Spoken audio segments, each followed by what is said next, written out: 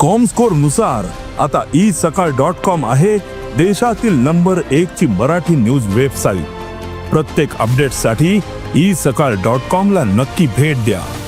धनंजय मुंडेंनी मुख्यमंत्र्यांकडे राजीनामा पाठवला आणि आता तो राज्यपालांनीही स्वीकारलेला आहे। मुंडेंचा राजीनामा राज्यपालांनी स्वीकारलेला आहे, त्यामुळे आता धनंजय मुंडे हे केवळ आमदार असणार आहेत। मुंडेंचा राजीनामा जो त्यांनी मुख्यमंत्र्यांकडे पाठवला होता तो मुख्यमंत्र्यांनी स्वीकारल्यानंतर कारवाईसाठी राज्यपालांकडे पाठवला आणि आता राज्यपालांनी देखील धनंजय मुंडेंचा राजीनामा स्वीकारलेला आहे। त्यामुळे धनंजय मुंडे आता केवळ आमदार असतील परळीचे। धनंजय मुंडे यांचा राजीनामा जो आहे तो राज्यपालांनी स्वीकारलेला आहे। मुंडेंचा राजीनामा मुख्यमंत्र्यांकडे पाठवण्यात आला होता आणि त्यानंतर कारवाईसाठी राज्यपालांकडे हा राजीनामा गेला। त्यानंतर आता राज्यपालांनी मुंडेंचा राजीनामा स्वीकारलाय।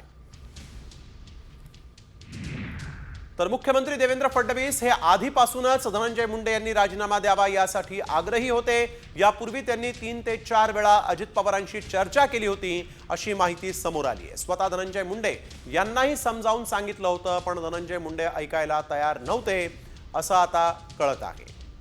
सरपंच हत्या प्रकरणी मुंडेंच्या राजीनाम्यासाठी खुद्द मुख्यमंत्री फडणवीस आग्रही होते। मुख्यमंत्र्यांनी 3 ते 4 वेळा अजित पवारांशी चर्चाही केली होती। धनंजय मुंडेंच्या राजीनाम्यासाठी मुख्यमंत्री आधीपासूनच आग्रही होते। याआधी मुख्यमंत्र्यांची 3 ते 4 वेळा अजित पवारांशी चर्चा झाली होती।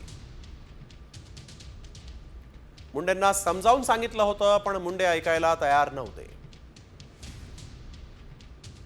राजीनामा देणार नसेल तर राज्यपालांना पत्र लिहून कारवाई करावी लागेल असं मग सांगण्यात आलं होतं।